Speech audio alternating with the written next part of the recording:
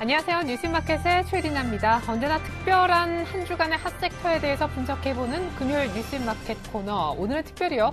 중소형 건설주가 대기되어 있습니다. 중소형 건설주, 사실 M&A 기대감, 또 자회사 매각, 경영 정상화에 따른 기대감 때문에 막연하게 많이 오르는, 한 번 또 급등 시작하면 연속해서 상한가를 치는 패턴도 그린 종목 몇 가지 떠오르실 텐데요. 혹시 중소형 건설주에 관심 갖고 계시거나 보유하고 계시다면 오늘 뉴스마켓 마지막을 주목해 주시기 바라겠습니다. 오늘 특별히 박현상 대리와 함께 중소형주, 특별히 건설주 투자를 할 때는 재무제표 확인이 기본이다라는 내용을 갖고 건설주 종목별로 실전 투자 방법을 알려드리겠습니다. 끝까지 함께 해주시길 바라면서 먼저 뉴욕 증시 마감부터 차례를 보고 우리 증시 대응법도 알아보죠. 네, 뉴욕 증시가 소폭 올랐습니다. 하지만 소폭 올랐고 9월 들어서 3거래일 연속 오르는 셈이죠. 다우가 6포인트, 나스닥이 9포인트, 스탠다드앤푸어스가 2포인트, 아주 제한적인 상승만을 보여줬습니다. 왜 이렇게 조금밖에 오르지 않았는가에 대해서 전문가들 여러 가지 얘기를 합니다만은 가장 중요한 것은 시리아 리스크 때문에 많이 오르지 못했다라는 얘기를 하고 있습니다. 시리아 관련해서 지금 G20에서 얘기를 한창 하고 있죠. 잠시 후에 그 얘기는 전해드리겠고요. 하지만 전반적으로 결론은 오르긴 했잖아요. 그렇죠? 상승의 원인은 지표 개선에 있었습니다. 지표가 크게 한 4가지 정도 나왔는데 그중에 절반이 고용 관련된 지표였습니다. 진짜 8월 고용 보고서는 사실 오늘 밤 발표를 앞두고 있는 상황이죠. 먼저 주간 단위로 매주 목요일 밤에 발표하는 주간 신규 실업수당 청구 건수가요. 6년 내 가장 적었습니다. 나 실업자니까 돈 주세요 하는 사람이 6년 내 이렇게 적을 수가 없었다고 하니까 고용 지표가 좋아지고 있는 셈이죠. 또 한 가지는요.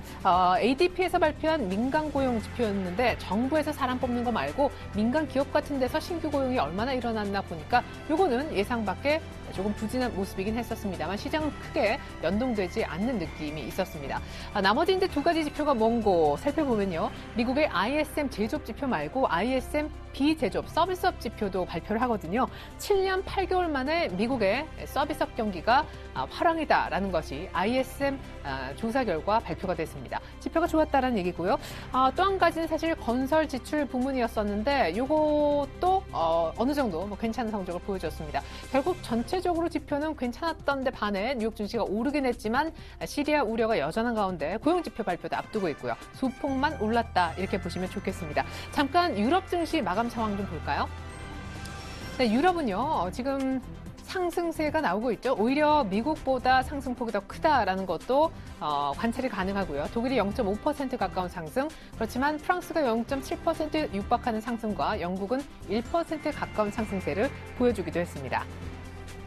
네, 유럽은 그럴 만한 것이 분위기가 약간 더 좋았던 플러스 알파가 있었죠. 22 통화정책회의, 어떤 전문가는 기대하지 않았다라고 합니다. 왜? 미국은 지금 출구 전략 준비하고 있는데 유럽이 계속 우리는 부양할 겁니다. 반대편에 서서 똑같은 목소리를 내고 있기 때문에 특별히 이번 회의에 신경 안 쓴다라는 분도 계셨는데요. 어쨌거나 드라기 총재는 예상대로 현재 제로금리를 계속 유지하겠다. 부양의 발언을 해주었습니다.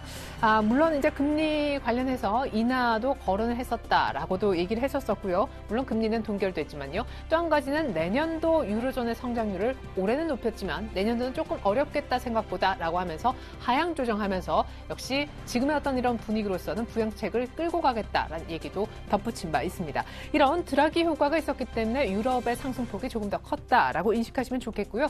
자, G20 정상회의 계속해서 이제 개막돼서 이틀 동안 진행이 될 텐데 현재 러시아에서 개막이 되었죠. 신흥국과 선진국의 싸움이 일단 예고가 됐었습니다. 이미 본격적인 이 회의에 들어가기 앞서서 신흥국들이 따로 테이블에 모였다라고 하죠. 사실 이번에 이제 선진국의 출구 전략 여파로 신흥국이 외환 위기설까지 돌았었기 때문에 신흥국에서는 이거에 대해서 우리가 어떻게 머리를 맞대서 공조 체제를 한번 얘기를 해야 되는가, 거기에 대해서 논의한 것으로 보여지는데요. 더 중요한 내용은 이겁니다. 시리아 개입에 관련돼서 미국과 러시아의 지금 힘겨루기가 상당히 팽팽하게 진행되고 있죠. 오바마 대통령 대통령은 지금 시리아의 공격을 해야 된다라는 쪽에 자기 의견을 여러 나라 수장들에게 설득하고 있는 형국이고요. 러시아 역시도 최근에 약간 스탠스를 바꾸는 듯했지만 역시 중국의 시진핑 주석을 붙들고 푸틴 대통령에도 설득하는 모습 우리 편이지 하는 그런 얘기를 하기도 했었습니다. 자, 오바마 대통령이 G20에서 조금은 중요한 발언을 한 듯해요. 다 아는 얘기지만 오바마 대통령이 중요한 시점에 이 발언을 했기 때문에 일단 공유합니다. QE 축소 시장 걱정하지 말고 우리 점진적으로 할 겁니다. 라고 전 세계 수장들에게 주요 20개국 수장들에게 얘기를 했고요. 자, 오늘 밤 정말로 시장이 기다리고 약간은 기대하고 조금 우려하는 고용보고서가 발표가 됩니다. 예상치는요. 18만 명 정도 비농업 부문 고용. 용어가 어려우면 포기하시고 그냥 어쨌거나 새로운 일자리가 한 18만 명 정도 늘어날 것이다 라고 예상하고 있고요. 실업률은 한 7.4% 정도 이전 달과 변함이 없을 것이다 라고 보고 있는데 오늘 밤 과연 어떤 지표가 나올까요? 잠깐 미국의 국채 수익률을 조금 보여드리겠습니다. 이것이 간밤에 미국채 10년물 수익률이 되겠는데요. 3%대 거의 근접하고 살짝 찍는 모습도 보여줬었죠. 그만큼 미국의 양적 완화 축소가 가시화될까 봐 지금 조금은 많이 위축된 국채 시장의 모습입니다. 미국채 가격이 뚝뚝 떨어진다라는 얘기죠. 양적 완화 규모 축소가 뭡니까? 매달 850억 달러 정도 자산 매입을 해주던 것을 하지 않겠다라는 얘기이기 때문에 채권 가격은 자연스럽게 떨어지고 있습니다. 네, 이번에는 일본과 중국 차례로 볼 텐데요. 중국도 짧게 보여드리겠고 그에 앞서서 일본 니케이를 살펴보겠습니다. 자, 일본 니케이가 오늘 좀 많이 빠지죠. 13,900 라인까지 내려왔습니다. 1% 정도 조정을 보이고 있는데요. 자, 이제 최근에 14,000선 정도 회복을 했었고요. 사실 오늘에서 화제가 되네요. 엔달러 환율이 보시다시피 이렇게 100엔대 들어가는 모습. 물론 그 뒤에는 달러화 강세가 있었고요. 간밤에도 달러화가 강세를 소폭이지만 좀 뛰었었습니다. 외인과환이 다름이 아니라 미국의 지표가 좋아졌었기 때문이죠. 강달러에 대한 반작용으로라도 일본 엔화가 최근에 추가 약세를 보이면서 엔달러 기준 100엔대가 다시 한번 들어가지는 모습이 있었었는데 이것을 바탕으로 니케이가 14,000까지 갔다가 오늘은 약간 눌리는 모습이 고용지표 발표 앞두고 역시 나오고 있습니다. 네, 이어서 상해종합지수 좀 살펴보겠는데요. 오늘 일본의 1%가량 조정, 하지만 상해종합지수는 0.05% 아주 미미한 전일 종가보다 1포인트 남짓 그래도 오르고 있습니다. 중국장은 어제 앞서 닷새 연속 오른 피로감 때문에 약간 눌리는 모습이었지만 2100선은 쉽게 내줄 것 같지 않은 분위기. 오늘도 하락 출발했습니다만 다시 상승으로 턴하는 그런 힘도 느껴지고 있습니다. 자, 이번엔 코스피의 모습입니다. 코스피가 1950선 정도에서 어떻게 갈까? 고용지표 발표 앞두고 숨을 좀 고르겠거니 했는데 웬걸요? 추가 상승하고 있습니다. 수급 동향은 잠시 후에 보여드리겠지만 1950선대 중반까지 왔습니다. 지금 거의 고점 부근이긴 한데 현재까지의 코스피의 흐름 시가부터 보시겠습니다. 분봉이 나오고 있는데요. 오늘 50선대 위에서 이미 출발을 해줬었고요. 약간 상승폭이 줄면서 40선대 후반을 허용하는 듯 했었고 사실상 이때 하락 전환이 됐었죠. 어제 종가가 1950선 위쪽이었지 않습니까? 오늘 40선대 후반 잠깐 내려오면서 그래, 그럼 그렇지라고 하는 순간 외국인들의 수급이 다시금 좋아지면서 지금 50선대를 다시 챙겨오는 그런 모습이 나오고 있습니다. 자, 오후장에도 이런 흐름이 이어질지는 잘 모르겠는데 외국인들이 현재 거의 오전장 30분 마감을 앞두고 1,200억대 현물을 순매수해주고 있죠. 이렇게 되면 11거래일 연속이나 순매수해주는 셈이 됩니다. 앞서 10거래일 동안 2조 6천억 정도 담았다고 하는데 오늘 선물은 또 얼마나 사는 걸까? 기관 일단 매도하고요. 개인도 매도합니다. 잠깐 선물 규모 좀 살펴볼 텐데요. 외국인들이 지금 선물은 1,700계약 이상 매수를 해주고 있네요. 어마어마한 매수세 어제는 6,600계약이나 매수를 했었었는데 오늘 또 콜옵션은 상당히 많이 사는 것도 특징이 되겠습니다. 슬슬 외국인들은 일단 동시만기를 대비한 그런 움직임을 보여주고 있습니다. 오늘도 현물에서 1,000억대 일단 매수가 뜨고 있고 어제 아시겠지만 놀랍게도 5,000억이 넘는 현물 순매수가 거의 전일에 이틀 전에 2배 넘는 매수세가 전일 들어온 바 있습니다. 자, 이번엔 코스닥입니다. 코스닥은 오늘 그렇지만 파란불이네요. 사실 괜찮게 출발했었는데 꺾인 이후에 힘이 좀 달리는 모습입니다. 526.96. 아이고, 530선 오늘 터치는 했거든요. 오늘 뭐가 좀 되겠거니 했었는데 잠시뿐이었습니다. 자, 거의 지금 한 요때가 530, 아주 장 초반에 530 조금 보여줬었고요. 거의 개장가 부근에서 530 터치가 됐었고 이후에 계속 낙폭을 오히려 키우고 있습니다. 하락 전환이 한 이 정도에서 됐겠죠? 이후에 낙폭을 오히려 키우면서 상승 전환할 기미가 변화가 아직은 보이지 않고 있는 코스닥입니다. 수급이 역시 별로 좋지 않아요. 자, 코스닥의 수급 외국인이 조금 다시 사기 시작했는데 요거는 조금 개선된 부분이 되겠고요. 기관은 100억대 다시 재매도, 개인이 소폭 사고 있습니다. 코스닥이 오늘 조금 약하다. 역시 기관의 매도가 이어지고 있기 때문이겠죠. 외국인들도 조금밖에 사지 않고요. 자, 이번엔 원달러 환율입니다. 미국의 고용지표 발표 앞두고 원달러 환율이 한번 1,100원대를 크게 회복할 수도 있겠고 방향을 완전히 바꿀 수도 있겠다. 미국의 고용지표가 좋게 나오면요. 그런 분석들이 한 시장 전문가들 입에서 나온 바 있었었는데요. 주간 전망하면서 오늘 일단 바로 직전인데 4원 더 빠집니다. 1,094원 40전 정도. 어제 막판에 어떤 일이 있었는지 아세요? 방향을 완전히 원달러 환율이 바꿨었죠. 막판에 다시 상승으로 전환이 됐었었는데 자, 어제 일자별로 잠깐 보시면요. 어제 차트를 좀 띄우는 게 낫겠네요. 어제 막판에 오히려 오름세로 이렇게 전환을 하는 원달러 환율 모습을 볼 수가 있었거든요. 어제 종가가 1,098원. 그리고 오늘 장중에도 어제 잠깐 그랬듯이 1,100원대 터치가 나왔습니다. 1,099원까지 갔었었는데 재차 빠지고 있습니다. 사실 이 박스권 거의 하단 5월 저점까지 온 상황에서 여기서 미국의 고용지표가 좋으면 위쪽으로 돌아나갈 것이다라는 의견이 있었음에도 불구하고 원달러 환율은 오늘도 고용지표 발표 직전 추가 하락을 하고 있습니다. 역시 관건은 오늘 고용 보고서 내용이 되겠죠. 네, 이번에 시가총액 상위 종목 모습 보여드리겠습니다. 삼성전자가 오늘은 좀 조용하고요. 차가 다시 들썩입니다. 삼성전자는 136만 원대 위치해 있고요. 참고로 삼성전자는 지금 140만 원대를 투자하시는 분들은 기다리실 텐데 아직 거기까지 가본 적은 최근에 없죠. 현대차가 2%대, 기아차도 2%대, 기아차가 6만 8천 원대를 오늘 보여줬었고요. 거의 부근이죠. 현대차도 오늘 드디어 그렇게 가보지 못했던 25만 원대도 터치했습니다. 지금 약간 500원 정도 빠져있는 모습인데 터치는 오늘 했었습니다. 포스코가 어제 꽤 괜찮은 모습 진행 보여줬었는데 오늘 추가 상승을 하고 있습니다. 정준영 회장 거취에 대해서는 말들이 많지만 포스코 주가는 괜찮다라는 말씀이고요. 현대 모비스가 거의 29만 원대 노리고 있어요. 밑에서 가장 좀 처졌던 모비스도 거의 박스권 상단까지 와 있는 상황. 참고로 현대기아차는 이미 연중 최고가로 모비스보다는 훨씬 더 탄력이 붙은 상황이 되겠습니다. 자, 이어서 나머지 종목 더 보실까요? 하이닉스가 오늘까지 약세예요. 안타깝지만 어제 외국인의 매수는 괜찮았다는 평가였습니다. 중국 공장 화재로 인해서 빠진 것을 외국인들은 매수의 기회로 읽었다. 심지어 이런 평가까지 받았었는데 어제 외국인이 삼성전자를 1,200억 사면서 SK하이닉스를 한 1,000억 정도, 삼성전자 사는 것과 한 200억 모자라게 매수를 해줄 정도로 기관의 매도 물량을 다 받아줬었는데 오늘 열지는 않은 것 같습니다. SK하이닉스가 오늘 2%가량 다시 쳐지면서 사실상 어제 좀 버벅버벅대던 주가까지 되돌아온 그런 모습이 되겠고요. LG화학 이것 보세요. 드디어 LG화학이 스멀스멀 올라오더니 30만 원대를 드디어 보여주고 있습니다. 3,000원 오르니까 30만 2천 원 됐네요. 삼성생명 재차 하락합니다만 10만 원대는 지금 지켜주고 그 뒤에 약간의 부침이 있는 것 같습니다. 현대중공업이 오늘은 보합권입니다. 자, 자동차 관련주 조금 더 모아서 짚어드리죠.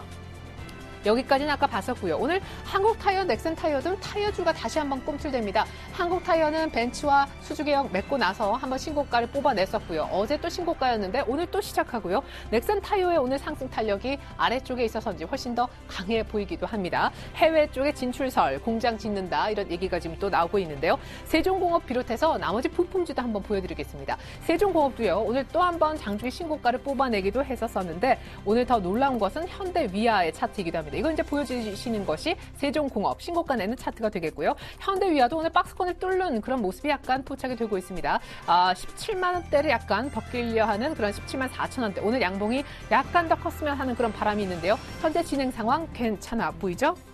자, 이번엔 경기 민감 특징주를 한번 살펴보려고 해요. 아까 포스코의 진행이 어제 오늘 좋다라고 말씀드렸는데요. 현대제철이 오늘 4%가량 더 오릅니다. 현대제철이 차트적으로도 훨씬 더 빨라 보이고 현대제철을 좋게 보신 오늘 박현상 대리가 함께합니다. 자, 포스코도 역시 33만 원대 안착하고 있고요. SK이노베이션이 기관 매물 속에 그렇게 가지를 못하고 사실 시리아 어쩌고 해도 정유주 가운데 정말 바닥권을 헤맸던 바닥을 하지만 다지긴 해줬었죠. 그런 SK이노베이션이 오늘 드디어 2%대 꿈틀 한번 해주고 있고요. 현대미포조선의 1.3% 상승은 오늘까지 나흘 연속된 상승이어서 현대중공업과 삼성중공업 등이 약간 쉴 때 또 현대미포조선의 발을 맞추고 있어 준비를 한번 해봤습니다.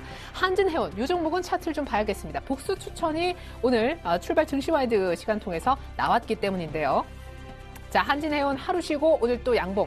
약간 윗꼬리가 아쉽긴 하지만요. 9,500원대 정도 9,600원 이하에서는 진입이 가능하다고 합니다. 바로 위에 200일선 이평선이 놓였지만 쉽게 이제 돌파가 이루어질 거라고 전문가들은 보는 분위기고요. 아주 기본적으로는 목표가가 11,000원 제시도 있었었고 더 욕심부려서는 또 하나의 전문가는요. 12,000원까지 보시는 분도 계셨습니다. 현재가 정도의 매수, 손절 가격은 그분들이 똑같이 9,000원이라고 언급해 주셨습니다.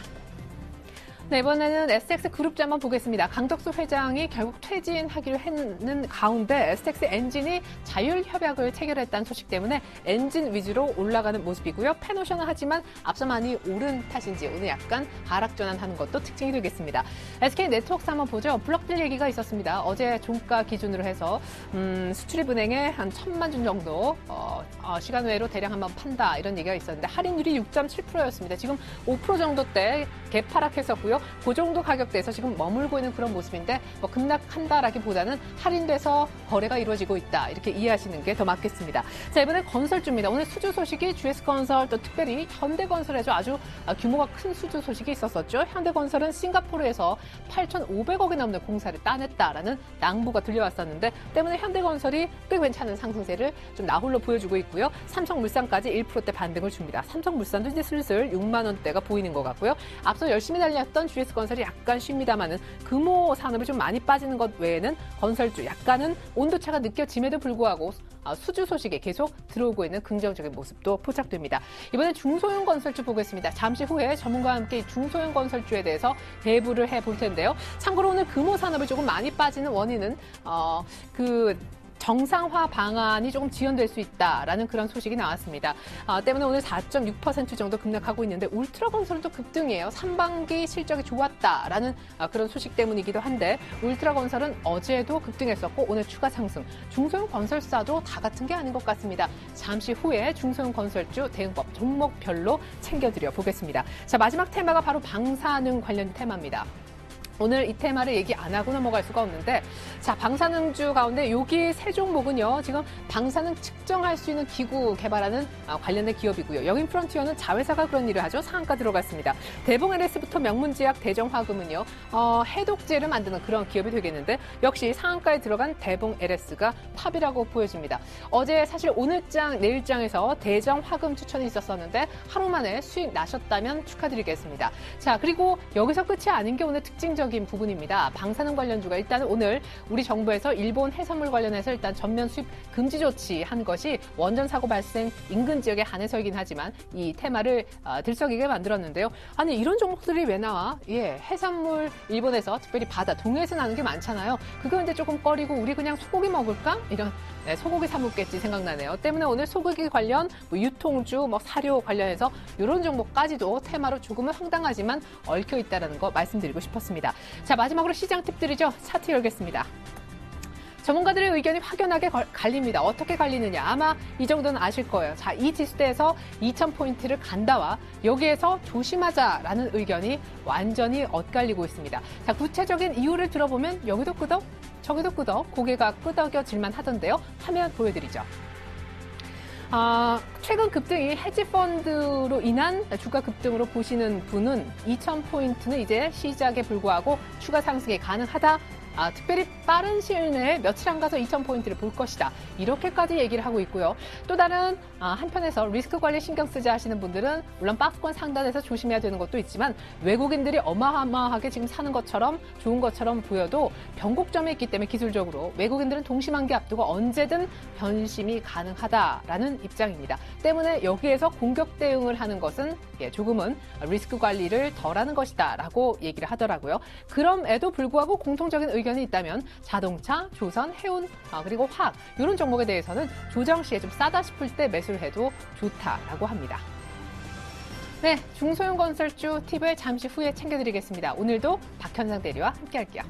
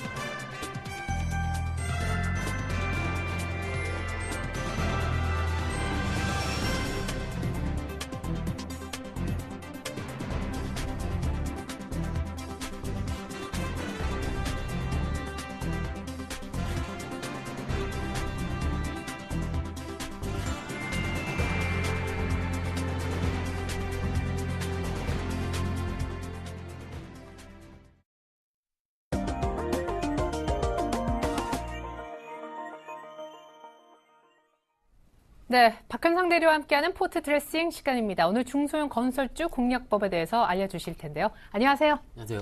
네, 자 중소형 건설주 하면 뭐 여러 가지 종목이 있습니다. 잠시 후에 하나하나 보여주시긴 할 테지만 중소형 건설주는 참 무서워요. 한번 내리면 연일 급락을 하고 그렇죠. 한 번 또 오르면 예. 뭐 무지막지하게 오르잖아요. 어떻게 보면 그런 기대감 때문에 개인 투자자분들이 굉장히 많이 접근을 하시는 편이고요. 네네. 확인하고 접근하신 다음에는 항상 좀 늦은 감이 좀 있을 정도로 소위 뭐 공포에 매수를 하라 그러는데 공포 때는 매수를 못 하시고요. 항상 좀 반대의 상황이 펼쳐지고 있기 때문에 일단은 이런 아이디어를 좀 제안해 봤습니다. 뭐 오른 이유는 아시다시피 8월 28일 날 정부에서 전월세 대책을 발표를 했고요. 뭐 하반기에 공공임대주택도 공급 확대 소식, 뭐 또한 뭐 여러 가지 기업들 특히 이제 중소형 건설사들 보면 M&A 이슈라든지 뭐 기타 회사 정상화에 대한 기대감 이런 여러 가지 이슈들이 맞물리면서 어떻게 보면 테마성으로 형성이 되면서 중소형 건설사들이 뭐 어제까지 일단 오늘은 좀 급등락이 좀 있긴 있지만 좀 변화를 해서 일단은 주가에서 좀 형성이 되고 있습니다. 네. 근데 사실 특징을 보면 그런 어떤 정부의 대책에 정말 수주를 많이 받아서 실적이 좋아질 것이다. 뭐 이런 스토리보다는 이게 M&A 물건으로 다 나와 있으니까 혹시 어디에 매각되면 급등하지 않을까 뭐 이런 그런 어떤 약간은 테마적인 성격이. 만약에 매각에 대한 이슈 하나만 있었으면 이렇게 급등하긴 좀 힘들었을 것 같고요. 왜냐면은 일단 좀 이따 제가 종목을 보면서 말씀을 드리긴 하겠지만은 일단 물량들이 꽤 쌓여 있기 때문에 오르면은 바로 어떻게 보면은 다른 여러 가지 물량들이 좀 나오게 됩니다. 그렇기 때문에 일단 뭐 이따가 좀 말씀을 드리기로 하고요. 일단 지금 같은 경우는 정부의 정책과 M&A 이슈가 같이 들어갔기 때문에 네네. 테마성으로 형성이 돼서 일단 주가의 급등락이 되고 있습니다. 한번 종목별로 보죠. 오늘 울트라건설은 앞서서도 얘기가 약간 나왔었거든요. 오늘 실적이 상반기에 보니까 상당히 괜찮았다. 어제 오늘 급등해요. 일단 일반적으로 최근에 건설사, 특히 한 1, 2년 정도 됐을 때 건설사들이 좀 이익이 낸 적이 거의 없습니다. 특히 중소형 건설사. 네. 하지만 울트라건설 같은 경우는 이번에 즉 이제 2분기 실적 같은 경우는 아시다시피 8월 말까지 발표를 하게 돼 있습니다. 네. 그런데 발표를 해봤더니 영업이익이 110억이 나왔다는. 지금 어떻게 보면 적자. 지금 너무나도 지금 우리 투자자분들께 보셨을 때도 미분양이라든지 아직까지 해소가 안 된 상황. 요즘 뭐 애프터 리빙 같은 제도도 많이 활성화되고 있긴 한데요. 일단은 그렇게 봤을 때도 영업이익 흑자가 나왔다는 것 자체는 일단 시장에서는 굉장히 큰 이슈입니다. 그렇기 때문에 울트라건설이 이슈화 그리고 경영에 대한 기대감 그리고 하반기 때 보면 하반기 때 분양 시장 자체가 굉장히 좋아질 것이라는 기대감 때문에 복합적으로 좀 올라가는 확인이 됐습니다. 그러니까 펀더멘털이 좋아져서 급등하는 거네요. 네, 맞습니다. 어떻게 보면 이렇게 올라야지 가장 잘 오릅니다. 그러네요. 예전에도 제가 방송에 가끔 언급드렸던 내용 좀 기억을 해보시면은 기업의 주가가 가장 폭발적으로 올라갔을 경우는 턴어라운드. 맞습니다. 적자 전환이었다가 흑자로 바뀌었을 때가 가장 잘 가게 됩니다. 일단 뭐 그런 종목들도 나중에 좀 말씀드리기로 하고요. 일단은 지금 같은 울트라건설을 좀 차트를 좀 열어놓고 좀 같이 말씀을 드려보겠습니다. 아시다시피 뭐 모멘텀 어떻게 보면 이 재료에 대한 부분 지금 방금 말씀을 드렸고요.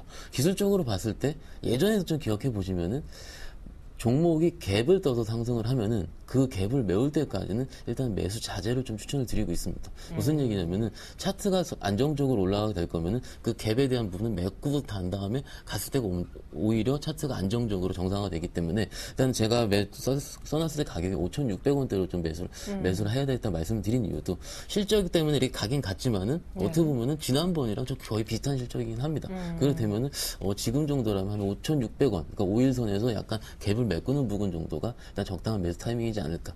근데 어떤 분은요, 6,500원 아예 뚫는 거 보고 사라고 너무 그러니까 해줄까요? 주식을 보는 뷰에 따라서 어떻게 보면은 신고가가 났을 때는 뭐 집을 팔아서라도 사라고 뭐 이런 얘기가 있을 정도로 그렇긴 하겠지만은 그거 같은 경우는 뭐 그런 매매 패턴 같은 경우는 물론 맞을 수도 있습니다. 하지만은 정상적으로 시장이 정상화돼서 즉 울트라건설 자체, 그러니까는 건설 업황 자체가 완벽하게 턴어라운드를 했을 때 확인을 해야 된다. 그럼 그때 아마 6,500원 이상의 정고점 뚫어 있지 않을까라는 좀 생각이 좀 들고요. 그렇기 때문에 우리 같은 경우는 어떻게 보면 지금 이렇게 코너를 말씀드린 이유도 울트라건설이라는 회사는 기술력도 굉장히 좋습니다. 하지만은 우리 같은 경우는 좀 더 싸게 혹은 좀 더 적시에 사야 되기 때문에 과거의 패턴을 봤을 때는 어떻게 보면은 떨어질 때는 또 무섭게 또 떨어지지 않습니까? 네. 뭐 그때를 확인을 하시고 사시던 혹은 지금 같은 분할 매수를 하시던 일단 제가 보기에는 기술적으로는 한 5,600원대 정도까지 좀 매매를 하신다면 충분히 가능해 보이고요. 목표는 이제 아까 말씀드린 이제 정권주 보고 한 7,000원 정도까지 좀 충분히 볼 수 있을 것 같습니다. 네, 그래요. 아까 제가 중소형 건설주 간에도 분위기가 완전히 다르다라고 언급을 드렸었는데 금호산업 때문에 더 대비되는 것 같아요. 울트라건설하고. 금호산업 같은 경우는 뭐 좀 약간은 좀 아까 다음 종목을 위해서 좀 미리 좀 언급을 해드리자면요. 네.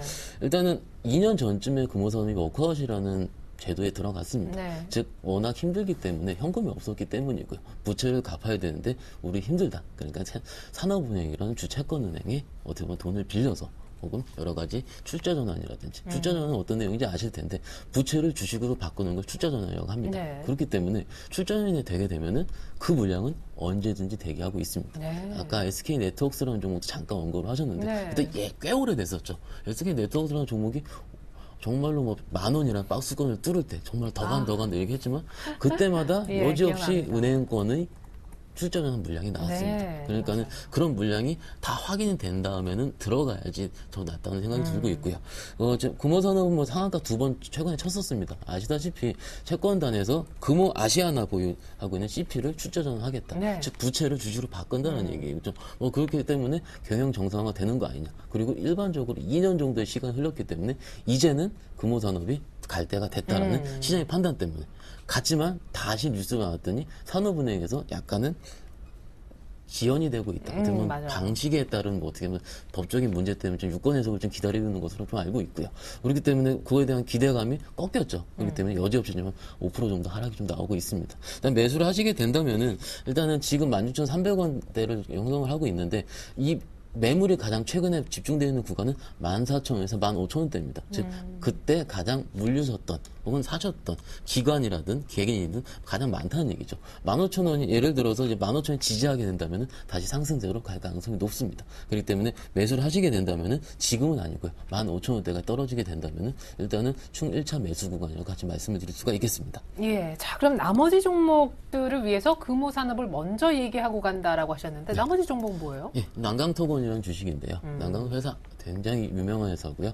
60년 정도 된 기술력이 굉장히 풍부한 회사입니다. 네. 하지만은 작년 8월에 아시다시피 법정 관리에 들어가게 됐죠.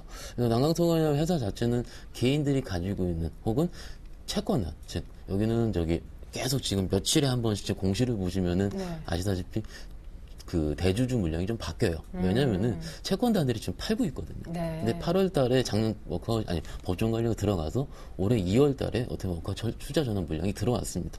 근데 일반적으로 그런 물량이 들어오게 되면은 보호예수라 그래서 6개월 정도 락이 걸리게 됩니다. 네. 그게 풀리는 시점이 8월입니다. 뉴스 보시면 확인하실 거고요. 그래서 8월 이후에 15일 정도 될 건데 지금 하한가를 지금 한 6번 정도 쳤나요? 그때 뭐 매각 지연된다 그러면서. 매각 지원보다는 채권단의 물량이 더 큽니다. 그렇군요. 그렇기 때문에 상장 주식수 대비해서 아마 600만 주 정도 될 거예요. 600만 주라면은 하루 거래가 지금 얼마 되지도 않는 주식이 네. 이렇게 600만 그러니까 주 한가가 물량 나오겠죠. 예, 맞습니다. 계속 네. 팔려고 하는 거죠. 하지만은 뭐 회사에 대한 자구책은 여전히 있긴 있습니다. 그래서 하반기 때를 좀 기대해 보라는 얘기도 있긴 하지만은 아직까지 재무제표상으로 흑자 전환은 되지 않았습니다. 맞아요. 지금 잠시 보시면은 이제 이것뿐만이 아니고 다른 종목을 매매를 하실 때도 팁을 좀 말씀을 드리자면요. 예전에 기억하시면 제가 오전에는 한 번씩 보여드린 것 같긴 한데 네. 지금 보시면 난강토건이라는 회사 재무제표인데 매표를 쭉 내려보시면 여기서 최근에 지금 실적이라든지 이렇게 나올 수 있습니다. 보시면은 왼쪽 2010년 12월, 2011년 12월 즉 지금 보시면 영업이익이 1,000억 정도 계속 매년 적자인 회사고요. 그리고 최근에 2분기까지 발표를 했는데도 그나마 줄었긴 했지만 24억 아직까지 적자인 상황입니다. 네. 최근에 뭐 출자 전에 부채가 줄어드는 상황에도 불구하고 업황 회복이 안 되었기 때문에 그런 것으로 생각이 들고 있고요. 그렇게 된다면 아까 제가 물량 말씀드렸고 재무제표까지 좋지 않은 상황에서는 네. 신규 매수는 어떻게 보면 좀 어느 정도 좀 생각을 해보시는 게 좀 좋지 않을까. 왜냐면은 일단은 오르게 된다면 오를 때마다 물량들이 계속 나오고 있기 때문에 네. 뭐 회사 통화를 좀 해보니까 아직 반 정도 나온 것 같다고 얘기를 하더라고요. 그러니까 아직 반 정도 남아 있습니다. 그러니까는 그거는 주채권은행이 어떻게 파느냐. 그러니까 일반적으로 법정 관리가 들어가는 회사를 보시면은요, 아시다시피 한 은행이 돈을 빌려주진 않습니다. 그렇죠. 여러 가지 은행이 있는데 각 은행들이 갖고 있는 담당자의 생각이 다 틀릴 겁니다. 그렇겠죠. 그렇기 때문에 예. 뭐 지금 7천 원대라면 팔아도 되겠다. 8천 원대라면 팔아도 되겠다. 하지만 좀 물량이 나올 때는 좀 무섭게 나오기 때문에 하락 시에 뭐 많이 빠졌다 해서 사시는 것보다는요. 네. 좀 차트를 보시면 좀 첨언을 해드리자면 차트 자체를 봤을 때 양봉을 뜰 때 단기 정도는 들어갈 수가 있습니다.